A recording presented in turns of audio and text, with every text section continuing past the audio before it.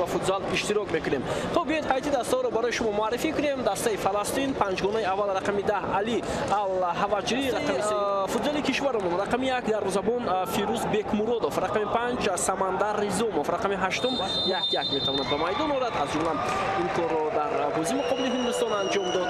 میان می آورد که با جام جهانی فوتزال رو خواهد گیرند و بهترین امکانیت برای دسته جام آسیا.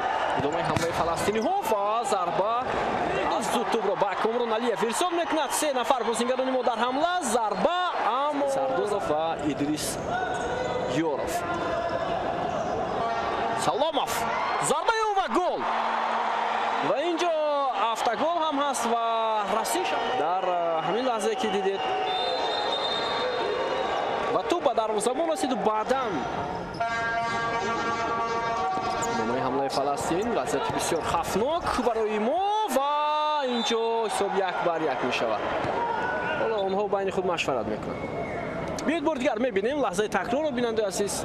اصلا این گونه حالاتی که با معلومات من روز دیگر باری اول میبینم در فوتزال. بله ضربه جریمه‌ای بود است و اینجا خطا از جانب بازیگران فلسطین و داور حالا با فرصت دیگر هم هست برای بازیگران ما. علیف ضربه و حساب 2-0. گنده فوتزال تاجیکستان هم اینجا در این تالار قرار دارد. میرالی شریپوف دروازه‌بان سابق دسته منتخب فوتزالی ما و ببینید چگونه ضربه گذاری محمدوف توپ رو گرفت. سمندر ریزوموف ضربه او و توپ از قهر بسیار عالی بازی کرد برای دفاع کردن.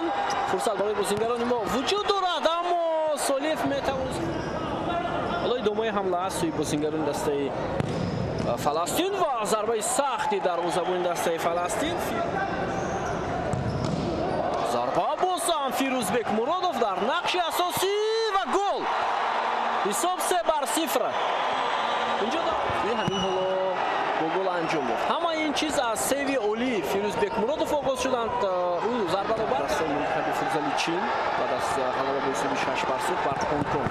امکانیت و گل. حساب 4-0 فیصلی سردارف. ببینید از مرکز میدان خودی فیصلی سردارف توپ گرفت، دو نفر رو فریب داد و ضربه زد که توپ از میان پایهای دروازه‌بان دسته گل کرد و همینطور عکس العمل دسته فلسطین حالا آغاز می شود. این میتواند بسیار خطرناک باشد برای ما و همینطور فلسطینی ها یک دفعه دروازه ما رو رخنه میکنند. فیروز بازیگر رقم 5 دسته ببینیم این شد سلاموف ضربه او و اینجا ادامه حمله بازیگران ما محمد جان شریپوف حساب 5-1. سابق دسته منتخب فوتزال کشور میرالی شریپوف. پیش باز یک دور دیگر هم هست. ازبکستان با عراق بازی می‌کند. این دو سال که رو خط گرفت. گل ششم و باز هم فیصلی سردارف. اینجا احمد محمد ببینید ضربه سختی فیصلی سردارف و خواست که توپ رو جانب سمندر ریزشان بازیگران ما. دلشاد سلاموف و ضربه او فیصلی سردارف.